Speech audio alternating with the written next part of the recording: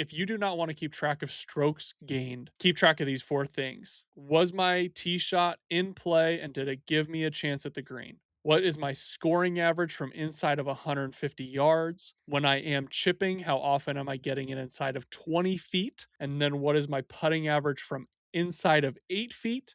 And how many putts does it take me from outside of 30 to 35 feet?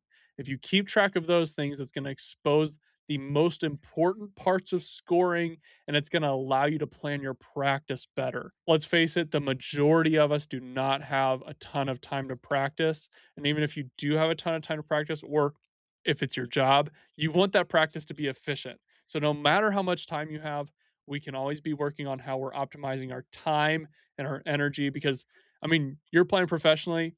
I don't want to waste your time, right? If I was to No. advise you on what to practice and I gave you a bunch of crappy things to work on based on crappy stats, you're not going to get better and you're going to get frustrated. If I give Luke, who's working 45 hours a week and plays once a week, a crappy set of drills off of crappy stats, he's going to get frustrated. So this applies to everybody. Hayden, I felt like that was a lot of fun talking about stats. Any other thoughts? Yeah, we nerded out a little bit today, so that was always fun. If you want to keep those stats that Isaac's talking about, the ones that are not strokes gained, the ones that we can do it, just do it on a scorecard. Spend the 15 seconds after every single hole to write it down. It's going to give you a better idea, understanding in that moment for then later on of what I can work on, what I can practice on. But as we touched on, there are some stats out there. It's just noise. Isaac and I always talk about that golf is so closely resembled to life and there's so many things that are competing and vying for your attention.